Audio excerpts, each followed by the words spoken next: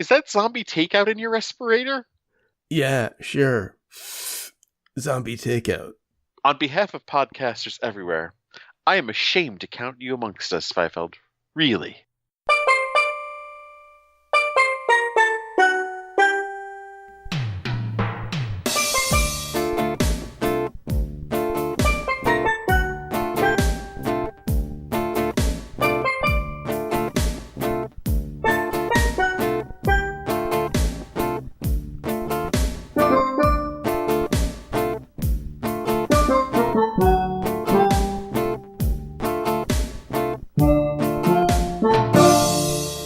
What's up? Welcome to episode 338 of Zombie Takeout. Takeout. The B-Movie and Cult Movie Podcast. I'm Uncle John. And I'm Scotto.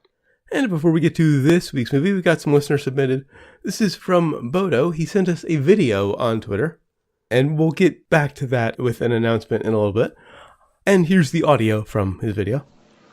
Uncle John, Scotto, what horror movie would you remake that hasn't been done? Mine would be Day of the Triffids.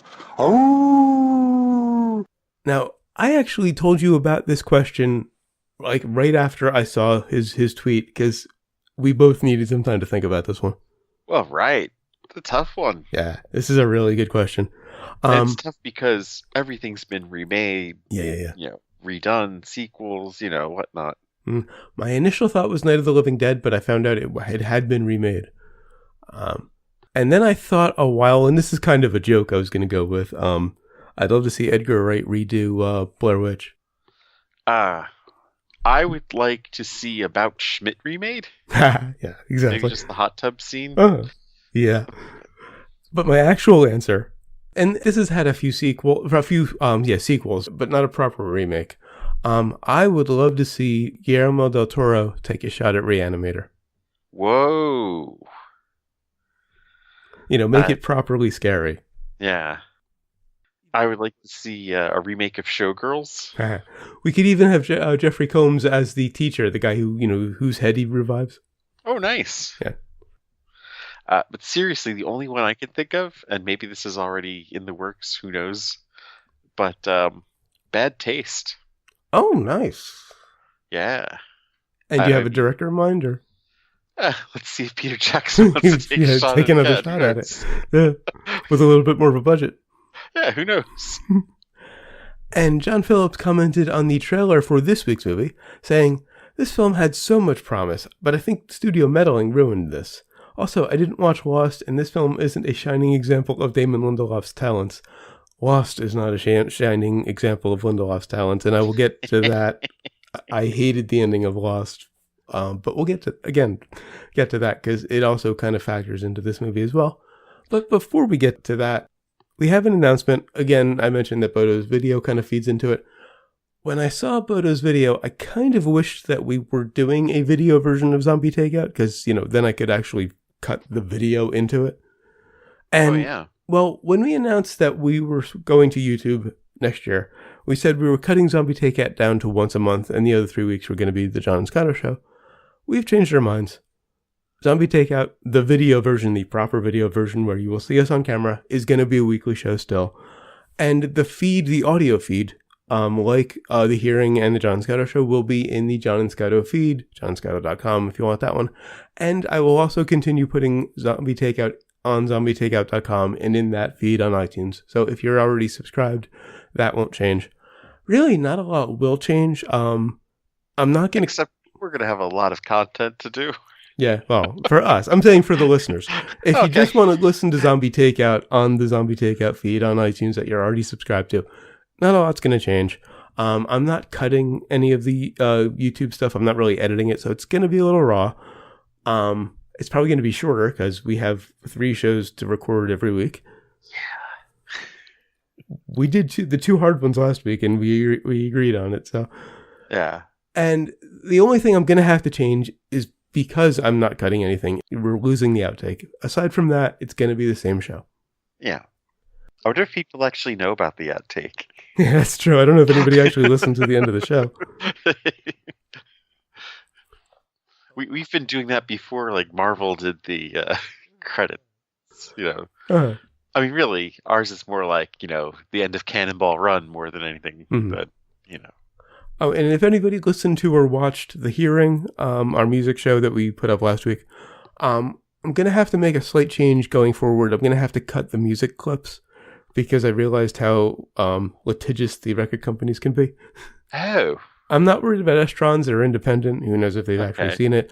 But, we're going to do some major label stuff, and, I don't want to get taken down. Yeah. The link to it on Spotify or Bandcamp or wherever will be in the description, so you'll be able to follow along there. And one last note before we get started on this week's movie.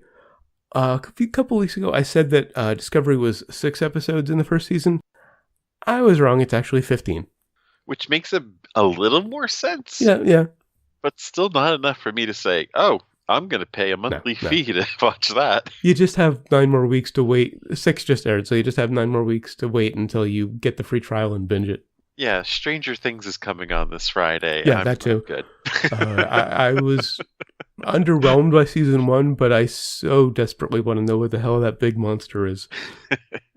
He's probably just going to be in a vision from the Upside Down, but I still want to know. Who knows? And finally, on to this week's movie, which is from 2012, Prometheus. And of course, that brings us to the impromptu plot summary, sponsored by Bell and Yutani, making creepy robots since 2093. And also brought to you by Claw Machines. You never win a prize. And you know what? I really don't think they're a good idea for medical use either. Nah. We didn't talk about this ahead of time. I probably should have mentioned it, but can I take another shot at the plot summary? It'll be short. Oh. You wanna I'll take another shot at it. This will be a short one. All right. This is everything you need to know about this movie. I'm going to spare you 2 hours. It's everything that impacts the alien universe and really the only interesting parts for me. So the engineers, these species of the pilot from the first Alien movie, they seeded life on Earth. The movie begins with one of them standing on the edge of this beautiful waterfall in Iceland. And he drinks this black ooze that kind of tears him apart on a cellular level. He starts disintegrating, falls into the waterfall, and you can see his DNA being dispersed into the water.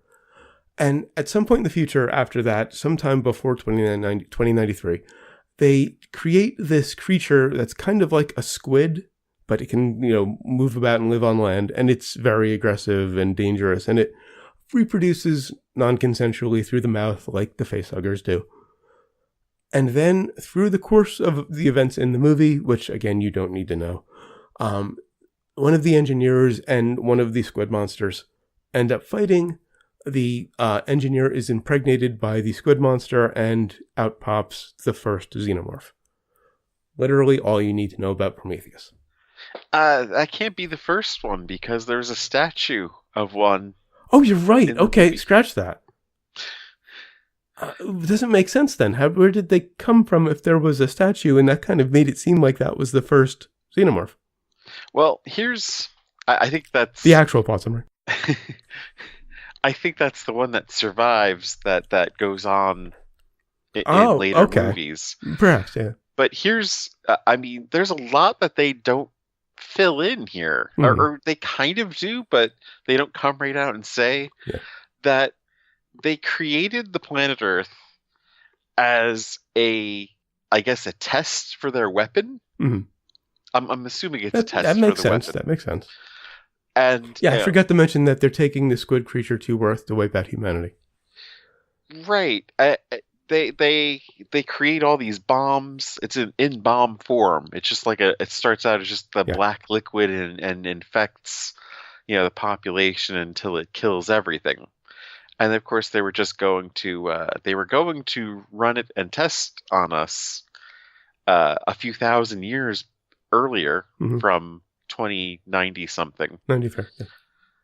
Yeah. But a funny thing happened on the way to destroying Earth.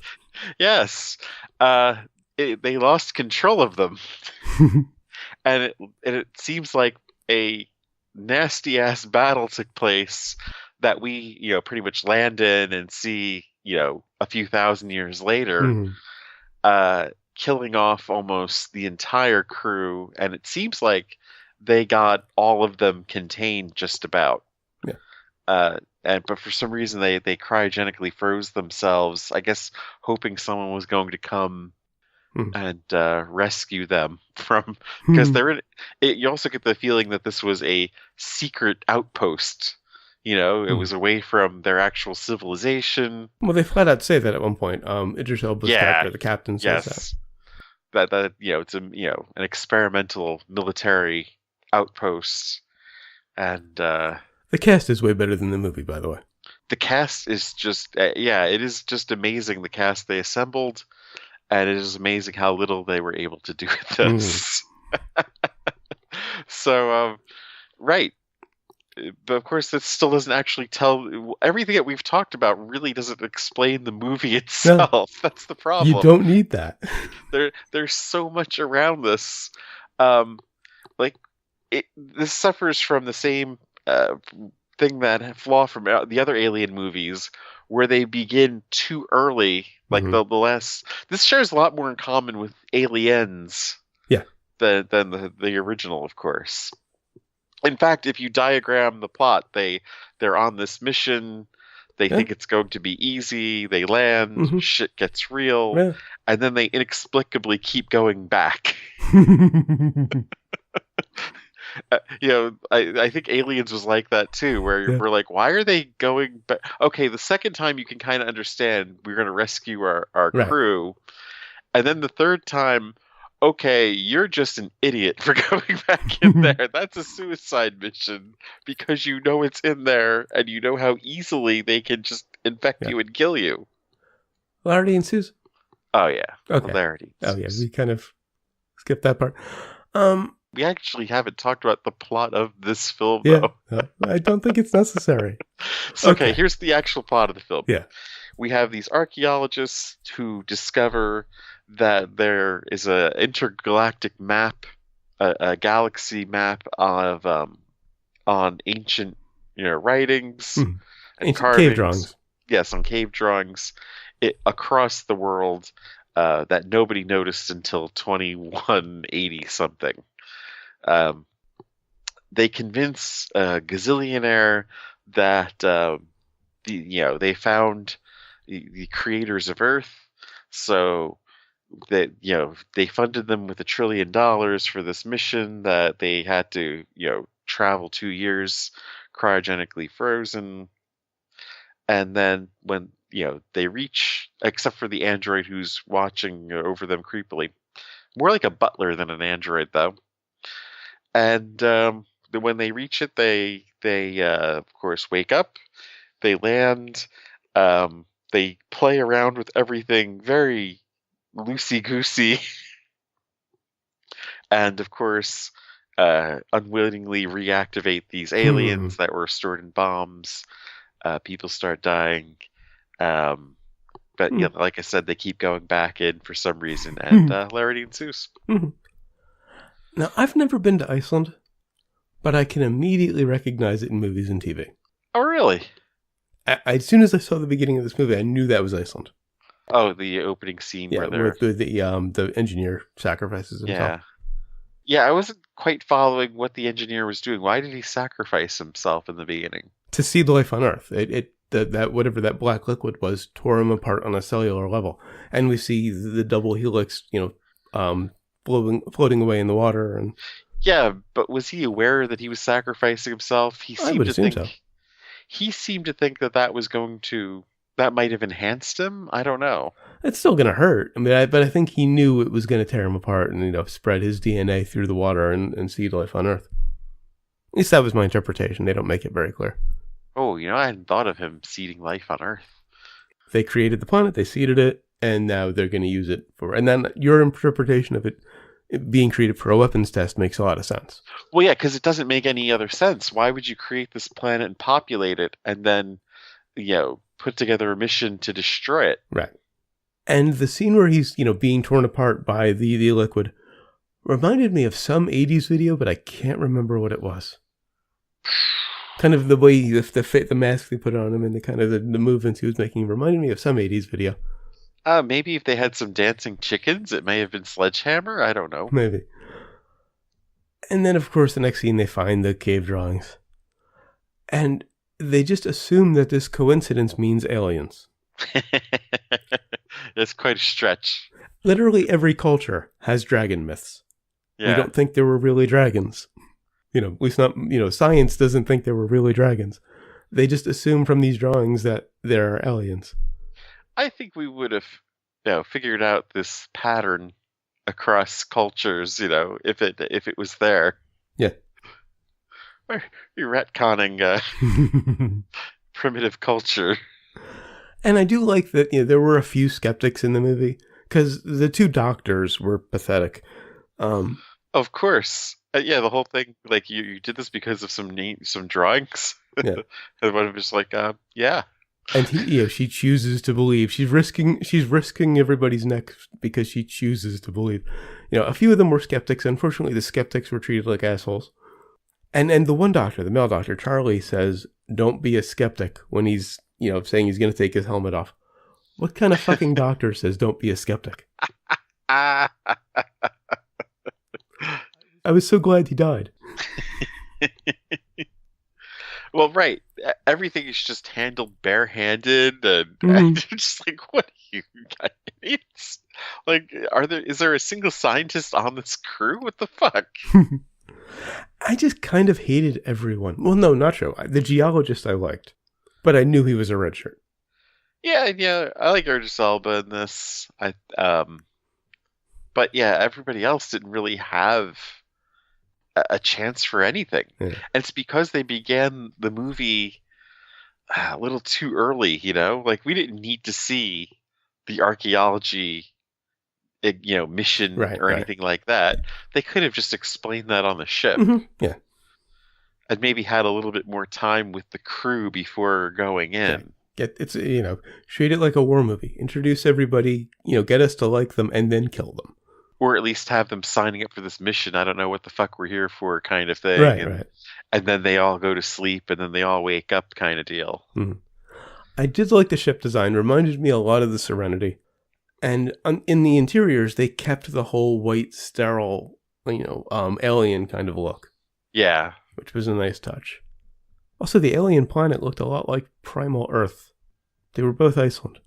Well, right. That's what was confusing about it. Until you said that, I didn't realize that was Primitive Earth that he was on, that engineer was on when he died. I just assumed that was his planet. On their planet, yeah. Wouldn't make sense on his planet, that's the only thing that makes sense is he was seeding Earth. It didn't make sense either way, honestly. Yeah, true. How would that seed Earth anyway? Him taking this, one person or creature's DNA in the water just means that we would end up looking like them. There would have to be other life. We saw with the air. It was that with the fish monsters or whatever. Oh yeah. Tokyo Fish Attack. Like, the air from this has gone around the world. And it's like, wait, what? Yeah. The air from what thing? Oh no! Wait a minute! It was Resident Evil. Yes. Where they had the antidote to the virus, and they just released this one tube. Yeah, and it spreads around the world. Yes. Except that's a Resident Evil movie. Oh my god! This is a Ridley Scott movie. Right. With a great cast. And it's like, one dude's DNA just scattered across the planet. Mm-hmm. And created life. Really? That's how it worked? Yeah. Logic isn't exactly Lindelof's calling card. You didn't see Lost. No, and I didn't watch Lost the same reason I never got really into Voyager, because it's Gilligan's Island. Fair point. I watched Lost. I was a big fan. The ending pissed me off because throughout the series, there was this faith versus reason kind of debate going on. And I should have seen the signs. Faith won. I should have seen it in hindsight. I should have seen it coming a mile away. And it's very much the same in this movie. Everything is done with hunches. Yeah. There's no logic. There's no reason. There's no empirical evidence for any of this shit. They just do what they feel like doing, and because they believe it. If you think about it, flying across, the universe. Yeah. 2 years to travel across, and just maybe they'll be nice to us, these people, when we find them. We've seen all these destructive things, but I'm gonna go out there and maybe they'll heal what's wrong with me. Like, wait, what would lead you to think that? Yeah, Wayland, who surprised is still alive. Even though he said earlier in the film that he's dead, he would be dead by the time they were watching this video that he filmed. He believes that the aliens can make him immortal for some reason. They may have seeded life on Earth, but that doesn't mean they held the secret of eternal life. Right. There's no evidence to suggest that, but hey, it's what you feel like doing. Mm-hmm. And just in the basic plot of the movie, there's not a lot of logic. In one scene, after they take off their helmets because they find out, within this structure on the planet, the air is breathable even though it isn't outside. Which, spoiler alert, it's a ship. Yeah. Who couldn't see that one coming? But they also say that it's 12 below on the ship because it's a dormant ship. And yet they're walking around without their helmets on and their heads aren't freezing. And you never see their breath either. That too. 12 below. I mean, you're hoping they're talking Fahrenheit at least. I would assume Fahrenheit. Because 12 below... Then again, it actually... Well, no, 12 below Celsius would be, 28? No, 20. Actually, at that point, I think, doesn't it... don't they start coinciding just about... we start getting into the negatives? Well, no, Celsius actually makes a certain amount of sense because 12 below Celsius would be 20 Fahrenheit. Yeah. It's still cold. You'd still see their breath, right, but not 12 below, painfully cold. 12 below Fahrenheit would even be colder. You're right. Yeah. You're right. Because water freezes at 32 Fahrenheit. But, I don't know. I just wished there was a xenomorph earlier in the film. There was a scene where they were rushing back because there was this big storm coming in. They had to get back to the ship. And, it was a ticking clock with the hatch of the ship closing in 5 minutes. And of course, the main character gets left outside, has to be rescued. I just so wish the hatch had closed earlier. Well, it would have been a better film if they just killed them there. I loved that scene because the wind was strong enough to blow their vehicles away. Yeah. But not the people. Right. They could run even though the vehicles were being thrown around. If they just hold on to each other, they won't get blown away. The vehicles, however, that can get blown all over the place. The people, they somehow can withstand the wind. And how about that horrendous age makeup on the Guy Pearce? Pearce. I mean, he should have told them to have fun storming the castle before they left, because it was just that ridiculous. Yeah. And another non-reveal was when we find out that Vickers, the sort of the administrator on board, is actually his daughter. She has this pod, they call it. It's basically a surgery unit. You get in and it performs surgery on you. And they established that it's designed, or it's configured for a man, even though she's a woman. It was pretty obvious at that point that the old man was on the ship. But that makes no sense because, well, one, then she would have known he was on the ship, and they made it sound like she didn't. That's true. And two, it's what, 2190 something. They can't have it do both. That's a very good point. You should be able to just hit a button and switch between. I mean, are they still using phones separately from their music listening devices too while they're at it? Yeah. We hadn't thought of that. A different gender could go in here. And speaking of Vickers, Charlize Theron's character. Underused. Dreadfully underused. And I kind of liked, or at least I was ambivalent about the captain, Idris Elba's character, and her, until he basically sexually harasses her into sleeping with him. Well, he hits on her. I don't know if you call it sexual harassment. It kind of, I don't know, it seemed like I was disappointed when she actually agreed to sleep with him. Because she was shutting him down. It was actually the only surprise in the movie. Fair point. It was the only unexpected twist to happen in this whole fucking movie. It's like, oh, the two guys are going to get killed. Who saw that coming? I mean, oh, the chick's gonna survive. The one that we see her, he's the android's watching her dreams.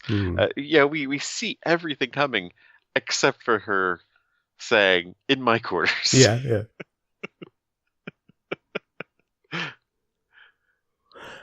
And then there's also this with Shaw, Noomi Rapace's character. That's an outtake. Took me about 3 tries to say her name. With her character, there's this infertility angle that was completely unnecessary. Right. Yeah. There was no need for it, like most of this movie. You are correct. They should have killed them off early on and just had it between Idris Elba and Charlize Theron as, arguing about what the fuck they should do with this discovery. That would be good. I was just thinking of ending the movie there, but, carry it on with those two. That'd be great. Credits, half hour in. But no, they follow these dumb, scientists into this, I use that in air quotes, scientists, into this mission, because they literally are just, we saw the cave drawings and we thought we'd go to this galaxy. And there's a rich guy that thought, hey, that's a great idea. Maybe they can cure what's ailing me. What? You guys aren't even making any sense. But, the two of them are kind of the skeptics. Maybe, they're just fighting it side by side, or maybe they're arguing what to do, but, it's aliens, so they'd be arguing what to do. Yeah, that would be a good conflict. That'd be a very aliens conflict that they spent about 5 minutes on. Yeah, not even. This could have been a deep, meaningful, hard sci-fi film. This could have been, worthy of the franchise. But Scott decided to make Ridley Scott. Sorry for the confusion. Well, when I made this movie. But Ridley Scott decided to make a pointless action film. Well, and what was weird was following that aliens, model so closely. Where, they're going back in almost the same number of times and everything. It was just, it just missed someone saying, is this going to be another bug hunt? And, the freak out didn't last as long. No great quotes. Which was pretty, the freak out on this was pretty good too. Like, what do you mean glitch? True. What do you mean there's a life form here? And honestly, once you hear, like, there's a life form in there that it's picking up, it's like, okay, we're getting the fuck out of here right exactly. now. Yes. Which I think was about half of Idris Elba's lines. Yeah. We gotta go. That's about half of his script. And at one point they established that, because the cave or the structure they were in was actually a ship, the ground that the ship is on, or most of it, at least the ground between the ship and the structure, was just metal with like a thin layer of rocks on it. Yeah. With all of that back and forth, don't you think somebody would have noticed that? Because it was literally just one layer of rock. It was kind of a mechanical awning, wasn't it? It was metal with these, it was metal with these little rocks, like you'd see in a front yard. Yeah. On this metal. Somebody should have picked up on that. And of course, we get to what should have been the great climax of the film when Wayland, old Wayland, is brought to meet the engineer because he wants to meet his creator before he dies to see if he can become immortal. And so you've got the guy with the answer to life, the universe, and everything, who seeded Earth and possibly created Earth. And instead of dropping some kind of great point, giving the movie an exclamation point, saying something with it, he just starts killing people. They turn out to be assholes. Yeah. Pointlessly killing people. I mean, I guess not pointlessly, because, if you do look at the whole weapons test thing, like John said, it had a lot of promise. They could have made some kind of larger point with that. Meeting our creators could have given them some kind of larger point. There could have been a little back and forth with the engineers first. Mm-hmm. True, the engineers probably thought we were, squirrels that climbed into their attic or whatever. Right. And just like, fuck you, I'm not going to waste my time. But but they could have at least conveyed that to us. At least that, or drop something like, in the Arrival, if you can't take care of your planet, you don't deserve to live on it. one line made the point in that movie. This movie didn't even go that far. That's true. That was The Arrival, right? Yeah. And of course, the one survivor has to go through this big action scene where, she's being chased by an engineer and she ends up between the engineer and the squid monster. And it just sets up a sequel. Yeah, well, yeah, because the whole thing is missing. That there's still a whole bunch to connect. Yeah. To get to the crash site that they're investigating in the first Alien, and they believe it's her ship, crashed with with the xenomorph in it. And so Shaw, Noomi Rapace's character, goes off in a ship. She and David, the android, in his head at least, manage to commandeer another ship. Of course, you think they're going to go to Earth. She decides she wants to chase after the engineers to find out where they came from. Her spaceship knows just which way to go. Exactly. And apparently she thinks she's going to last 5 minutes after she finds them. Yeah, I don't get the whole thought behind that because, I mean, how is she planning on fighting these guys? I think I don't get the point behind it sums up this movie. Yeah. On to sequels and remakes.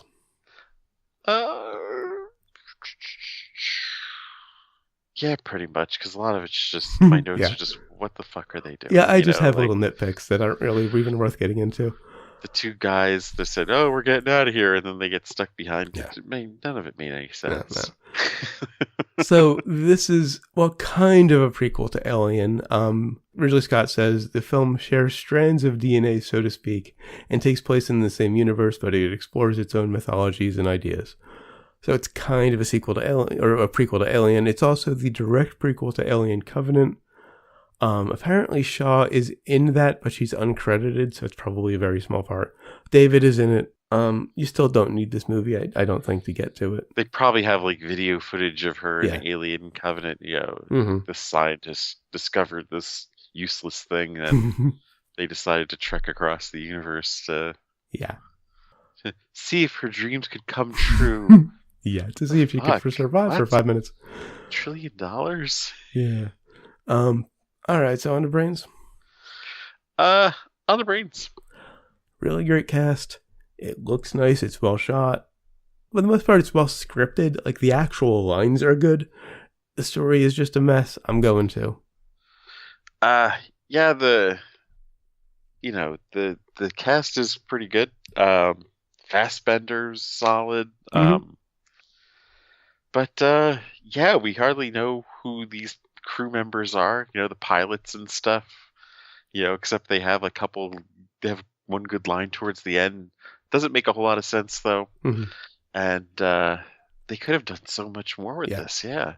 So I'm going to as well. All right. And what have we learned? We learned when you have your killer lampreys, you should still have Christopher Lloyd. Nice. Also, I got to give him a nod for the creature design too, because this sort of lamprey things are much cooler than facehuggers. And I learned that the Alien universe just needs to be left alone. It just gets worse with every movie. Yeah, Alien was a masterpiece. Aliens was damn good. 3 and 4 were okay. And then we had this piece of shit. I think I like this better than 4. Perhaps. But it still just gets worse. But I don't think I liked it better than 3. It's been a long time since I've seen 3. Same here. But it did have Charles S. Dutton in it, so... That's all I remember that. It wasn't all bad, because it did have Charles Dutton in it. Yeah. Alright, so until next time when we'll be reviewing Zombievers, continuing our run of B-movies. Yeah. Which I didn't expect this one to do.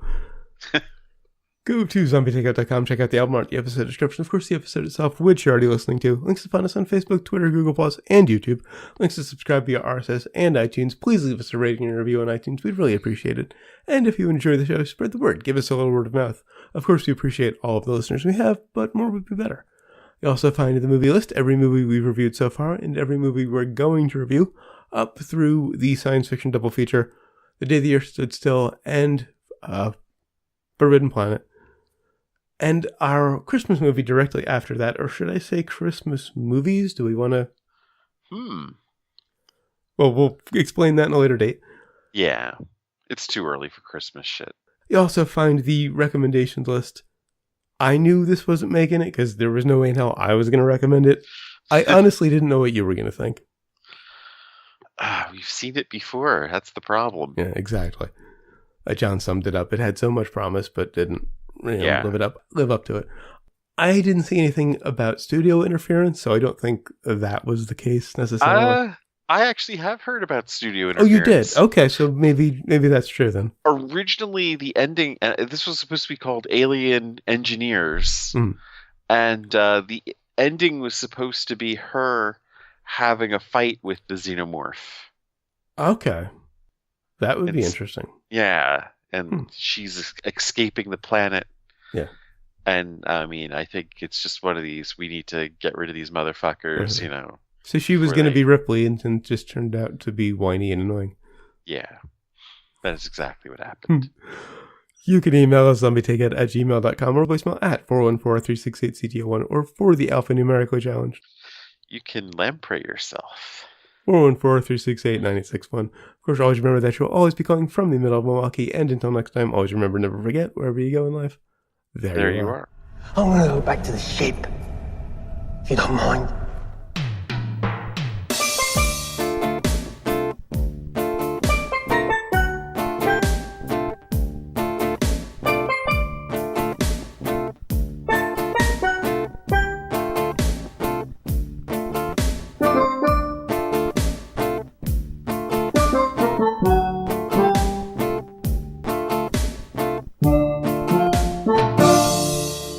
And then there's also this with Shaw, name Noomi